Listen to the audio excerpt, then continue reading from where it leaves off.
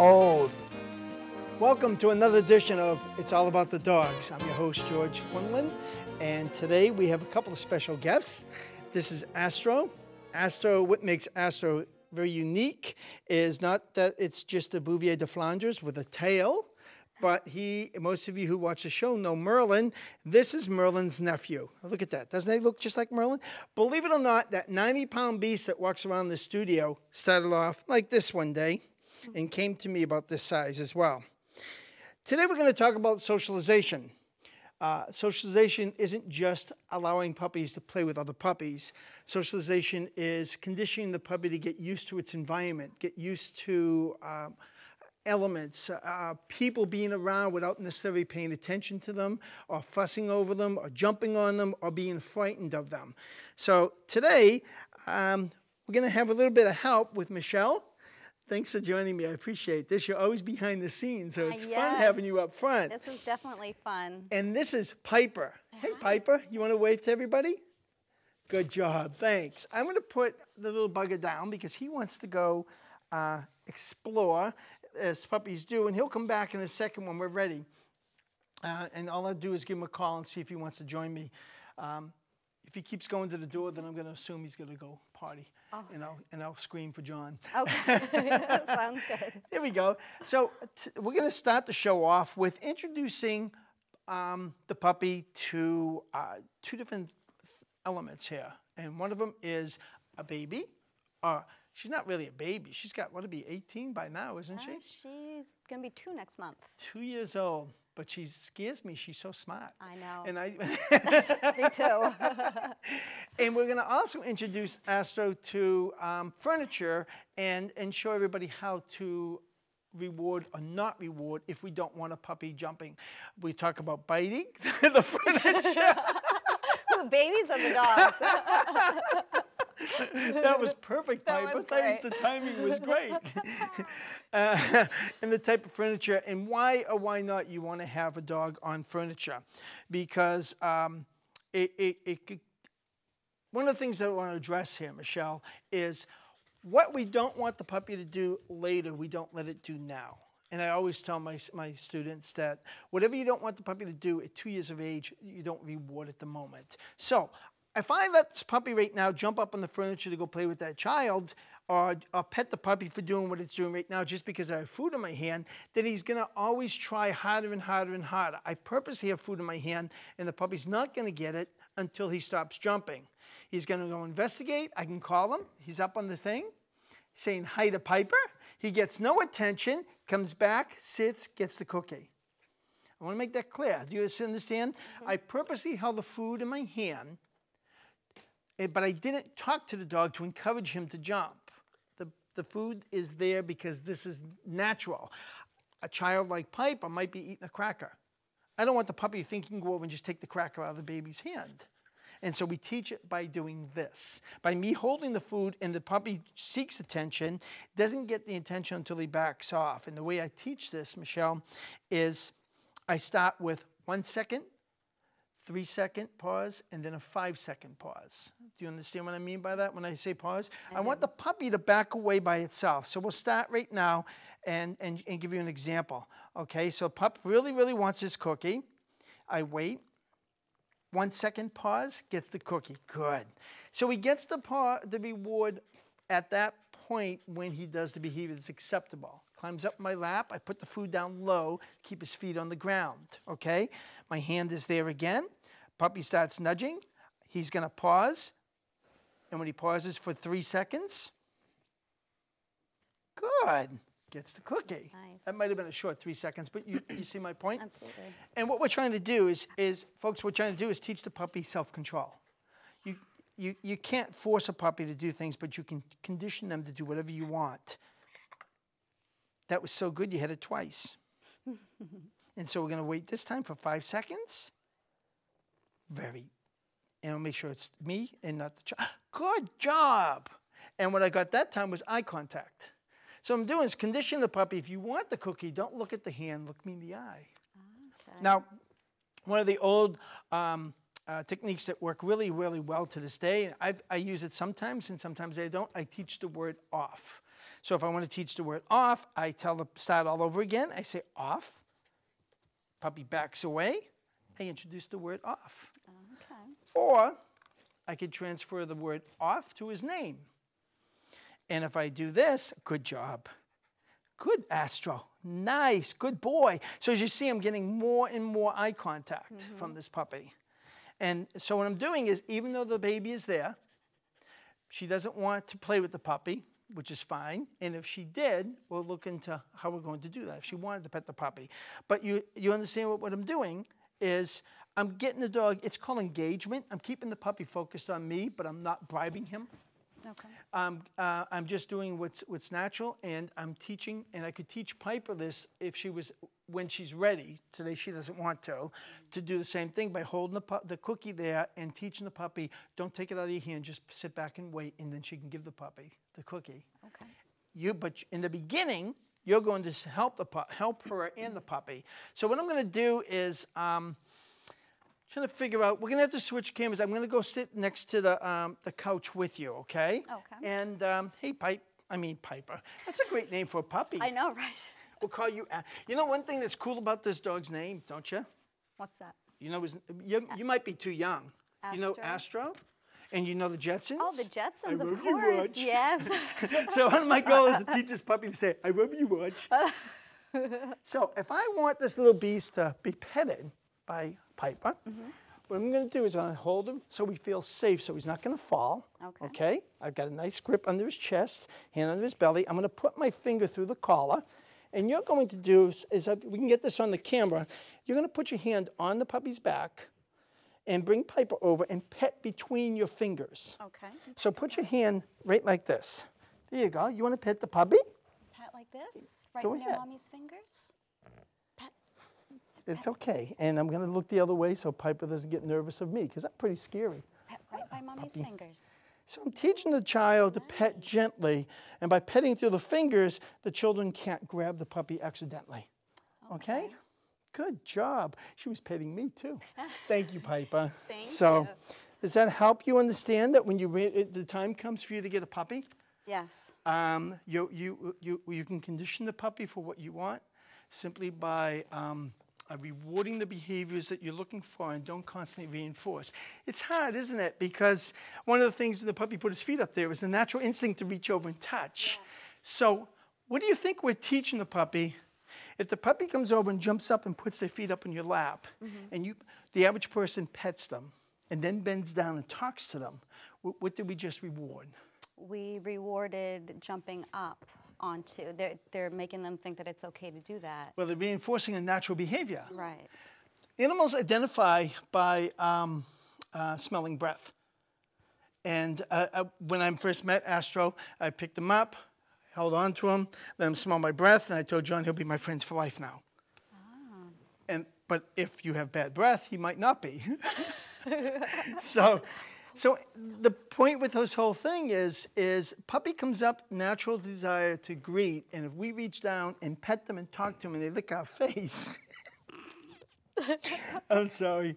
I don't know if the camera caught that, but that was too precious. Oh, here we go again. And we're going to talk about puppy chewing. The babies, as far as the babies, that's out of my realm. That's me. This is one of the reasons I don't let puppies up on couches. Okay. Because I don't want them to start chewing on the couch. And the part they chew is the part where the hand sits, or the butt. The strongest smell of the human being. Oh, interesting. You see? Okay. So back to, again, rewarding a behavior. Puppy jumps up on our lap, we pet it, we reward it for jumping. But if the puppy learns to sit calmly, the puppy settles down quickly, gets more attention for that. Okay. So that's our segment at the moment for introducing a puppy to young people. And it doesn't matter the age of the child. Of course, you adjust it to your child. You adjust it to the puppy and the child involved. We know Piper is not your typical running around the house. Well, she might be that way around the house, but in the studio, she's very professional. Oh, yes. So, okay. So with that said, I want you to remember, please, at the end of the day, play with your puppy, introduce him to new people calmly, introduce the puppy to new situations by you staying calm, and control the stimulus. Right. That's it, and we'll take a break here. Sounds good. I'll move the chair, and I'll start bringing in some props, and you can get Piper out and go give her a biscuit. Well, Astro, let's go into stage 2 of our training, okay? So we already started teaching Astro to back off from the hand, and when he does bite, I'm just going to tell him to be gentle, and I'm not going to make a big deal, I'm not going to put a high value. We use what's called value systems. I teach that the more value we put on something, the more likely I'm going to get that behavior back from the dog. So if he's biting me, right now he's being very, very gentle. You really can't see this with the black dog. But if he puts his teeth on me, I just tell him to be gentle. And when his teeth comes off and he backs away, like we did earlier, he gets the cookie. We start off by a second. Now the cookies I'm using, I'm going to have to cut back on a little bit because they're bigger than I normally would use. But I didn't want to use any meaty stuff right today. So I'm going to do is condition this puppy to gentle handling. We want to teach the pup the putting his teeth on people, on skin, on clothing, on anything on a human being is not acceptable, but we're not going to beat him up for doing this, okay? I'm going to do is I want to get him ready for the veterinarian, and the way I'm going to do this is I'm going to have a cookie here, but I'm teaching him to take the cookie gentle. That has to be priority, okay? Next step is touch the ear, give a cookie. Good. Touch the other ear, give a cookie. And as I'm giving the cookie, I'm examining the ear. Look at the mouth. Good. We'll do this with the front camera. Maybe you can get a nice view of it. Look at the mouth. Good. One of the things I want my dogs to do is teach show me. And I say, show me? Oh, good. And I did this with Bobby when he was this age. And around 6 months of age, I said, show me. Bobby stuck his tongue out to me. So, good. I wish I kept that going because I didn't. I let it go. I touch his foot, hold it gently. Some dogs you have to just touch and put it down. Touch the back foot. And what's really unique about Astro for me, having Bouvier since 1974, is this little tyke has a tail. So I touch the tail, give the cookie. I'm not putting pressure. All I'm doing is touching. I want the dog to condition to me touching the tail, so if somebody touches him, it doesn't frighten him. What happens is it's a little bit of body awareness is what we're working on, folks, because if somebody touches the tail, a child touches the tail, I don't want him to turn around and snap. I want him to just say whatever. Dogs that are insecure are a little bit more nervous around their tail. The tail gets ignored. All I'm doing is touching, and I'm getting him ready, so if he has to go to the veterinarian and have his temperature taken, it's not going to freak him out when somebody touches his tail. He doesn't care. This is the age where the dog doesn't care about what we're doing as long as we do it slow and make it a form of interaction with the dog. It's everyday life. So gentle handling is a critical stage of this. We want to touch the head, the ears, the mouth, the collar. The collar gets ignored. The most people, I think, are bitten by their puppies putting a collar on and off. And so I want to condition this puppy to have the collar put on and taken off for no particular reason, not just associated with going out. Can you settle? Very nice. I also teach calming signals, meaning when I say calming signals, I teach my puppies to calm. We get the collar. Let's take it off. Good job. You want to put it on? Good job. Very nice. Very nice. Slow, steady. We've never done any of this with Astro before. This is the first time working with this. I've met Astro before, but this is the first time doing this exercises with him. So we want to touch the head, the ears, the mouth, the collar, the tail, everything that we can touch all over its body, brushing. I didn't bring a brush today. We want to get this puppy used to being brushed now.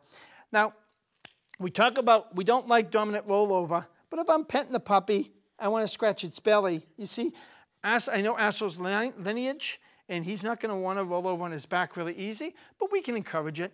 We can get him used to settling down and just rolling gently. We're not doing it for a form of dominance, but I want to get the brush underneath the belly, so I want to condition him now to roll over. Good. Very nice. Good. All I did was bring the cookie up over his back and reward him for me scratching his belly at the same time. I hope we can get this on this camera here because, again, there. I don't want to redo I don't want to touch his belly every time he rolls over. I teach him to submit to me. I want to teach him to roll over on cue so I can brush him. Ready? Can I see your belly?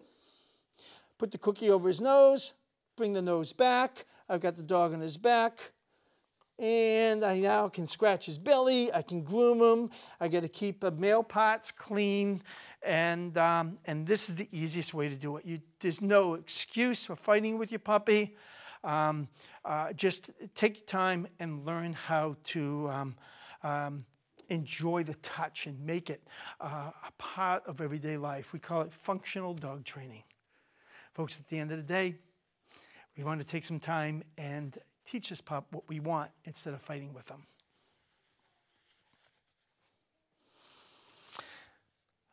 Okay, stage 2. We're going to talk about toys, playing with toys, the type of toys you want to play with. We can use cardboard boxes, we can use baskets. There's a variety of things that we can use. In this case here, I'm going to use my chicken bucket. I want to get my puppy used to this thing. It's a new smell. Smells are really, really important. Their nose, like we talked at the grooming, that everything is at the nose level and the pup becomes uncertain of something. So all I have to do is really simply, and we're going to talk about the difference between bribing and luring, okay? There's a lot of smell. This is my chicken water bucket. And I purposely bought it because last week when Astro came up to visit, he went to visit the chickens for the first time. And it was quite an interesting experience. We have some beautiful pictures of that. But you want that cookie there? So luring is encouraging the pup to follow and getting the reward when he gets to where we want. Bribing is dropping the cookie down, encouraging the pup. If you do this, you'll get success. If you behave in the car, we'll go to McDonald's. So we'll go to Dairy Queen.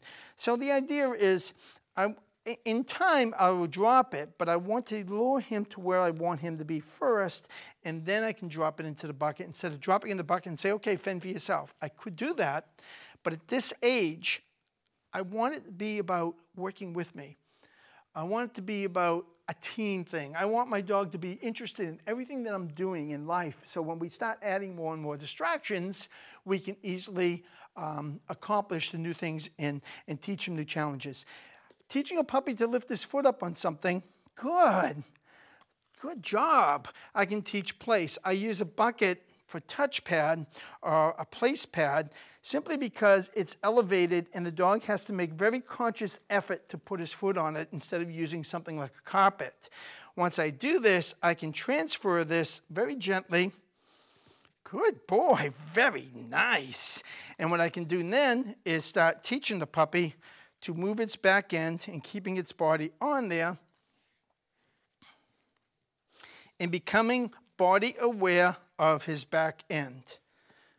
And so the only time he gets it, there we go. Now if I move, it's going to be a little harder for me with staying in view so you guys can see it. But good. Good job. We also want to mark it with a really rewarding word. Nice. Or you can use the word yes. I use the word nice a lot. I'm going to move this over and hopefully we can still see it. Ready? Astro, go touch. Touch. Good. You trying? Good. Very good. Nice. Good job. And then nice is his release word. He's going to learn that. And if I can turn him around again, can you touch? Good job. Getting him used to putting his feet on the items is part of playing, and it's part of getting him comfortable with things, okay? Plastic bags. I purposely didn't introduce Astro to any of these before. I want you to see the introduction take place. Sometimes I might pick my dog up and put him on a piece of plywood, but I don't pick them up and put them on a piece of plastic or something that will move, make noise, and has different smells. Hey, Astro, good boy. Come on. That's a good job. So when the puppy gets used to it, oh, big deal, he stepped on a piece of plastic. It is a big deal. It's a new feel to their feet. And I want the puppy to get used to everything, and nothing makes a difference to this puppy whatsoever. You want to come on to get this? And I'm going to wait. Good. 1 foot gets a reward. 2 feet gets a bigger reward. And then we ask for 3, and then we ask for 4, and we ask for 5. Big deal. Plastic. Yeah, it is. Ready? Good job. Good job. Just take your time. Have fun with this puppy, because you're setting this puppy up for life. Now, I know you're going to look and think that, what's the purpose? What benefit does this have? Well, let me tell you. In all the years I've been working with dogs and behavior issues, I'm designing this program to be so we don't have to worry about a behavior issue developing. Again, now we get the bubble wrap, boom, right to it. This dog's going more and more confident each time. And I'm telling you that it looks really, it's simple, but doesn't necessarily mean it's easy. Astro is a fast learner. The bubble wrap doesn't make any difference, but I didn't start with bubble wrap. I started with plastic. I went to the bubble wrap afterwards because now we have a whole different texture and sound involved with it, and not just the plastic.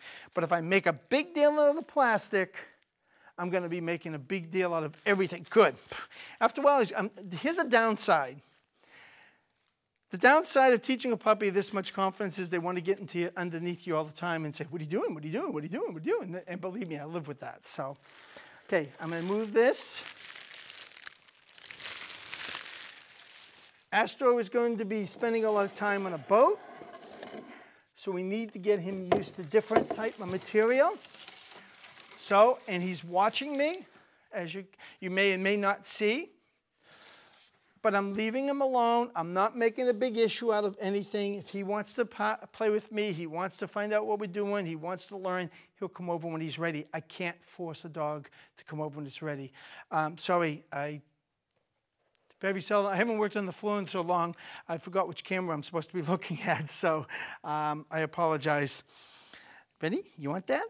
Good. 1 foot, cookie. 2 feet, nice. Try it again. Good job. And again, as you saw, no magic. He was nervous with the cardboard when I started taking it out, and now he doesn't care one way or the other. If I put a big deal on it, if I make a big deal, then it's going to become a big deal. If I'm very low key and model the behavior that I want.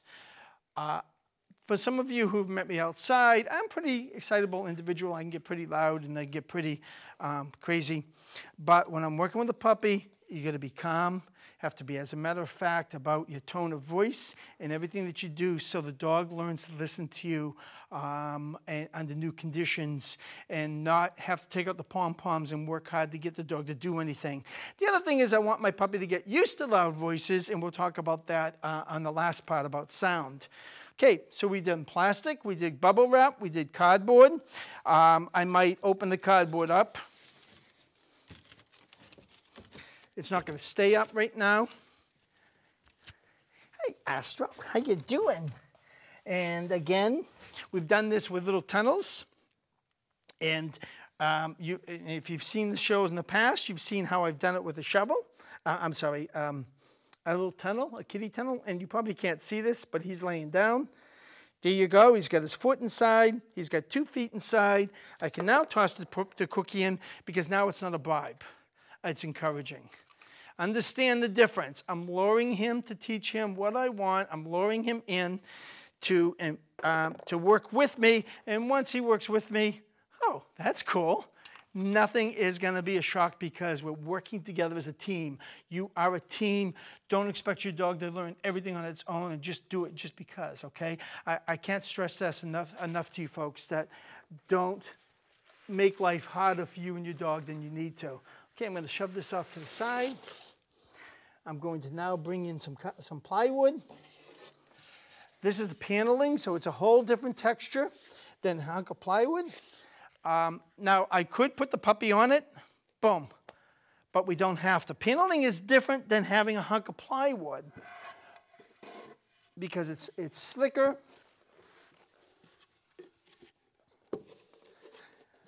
This little ramp, this little doggy ramp, we get the dog used to walking up a small slope. It doesn't matter what you use. Use whatever you have in your home.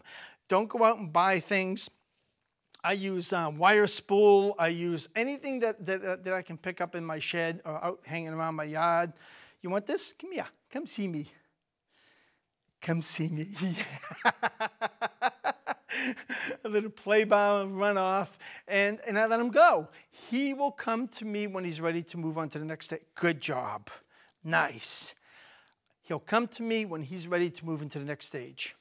So, ready? You want to walk up the ramp? Good job. And then the little step off. Minor, but this is how we start. Okay? Now, we're going to get a little bit more challenging for him.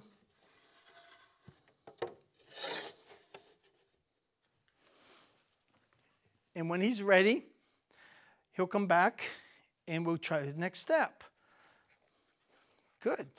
Now, what we're doing right now is again, we take what he knows. He has success on it. We had him step off of that piece of cardboard. Now, the only thing different that's happening right here is this piece of plywood or paneling is now rocking back and forth. Remember I said, this pup is going to probably be spending a lot of time in a boat. Not probably, will be spending a lot of time in the boat. So we've got to condition him to movement and so on and so forth. And the best way you can do it is because of the small area I have to work with, the paneling is smaller than I normally would work with. I would have something like a full sheet and have it a little bit more even and balanced than what I have to work with here showing you. So I'll see if he'll come over and play with me. He's going to visit a snowman over there. Hey, Astro. Good job. What a good boy. Good boy. That's nice. And you notice I'm not asking him to come. Good boy. I'm rewarding him for acknowledging me, and he came.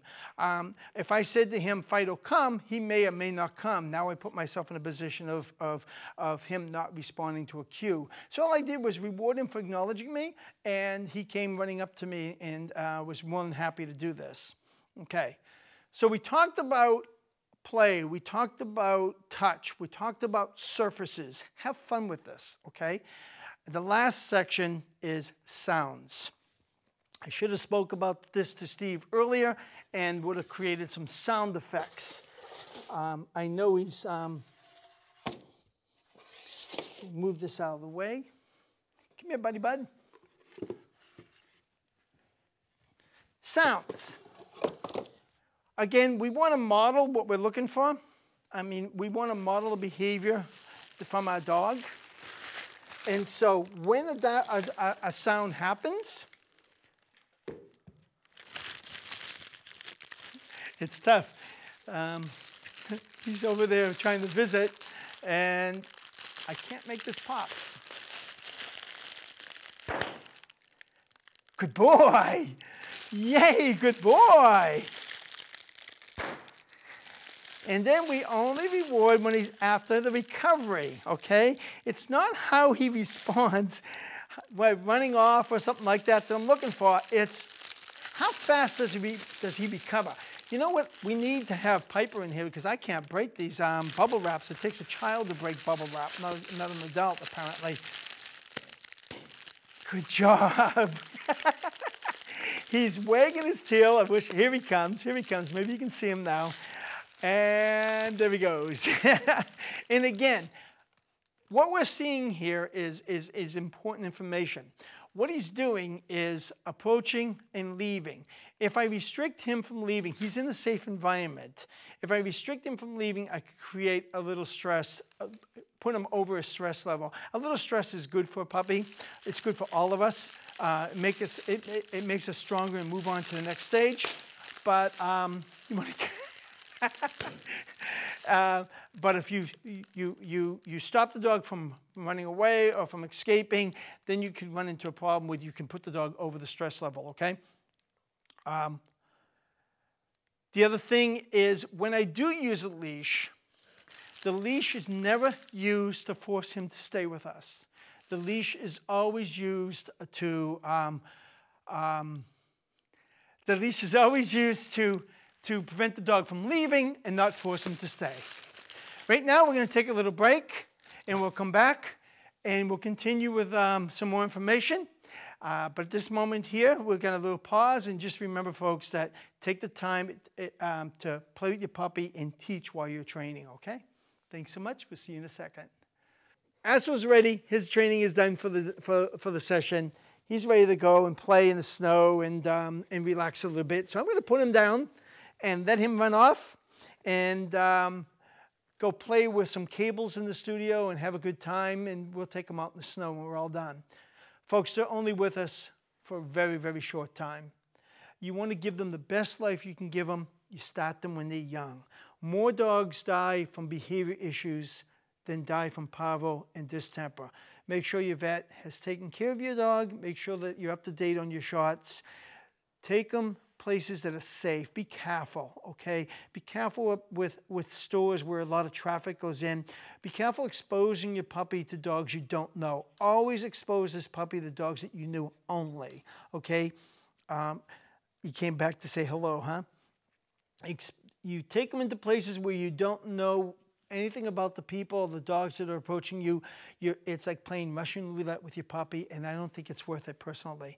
At the end of the day, it's your decision, it's your puppy, but I'm trying to share 4.5 decades of experience on behavior issues. How to prevent them is we start now.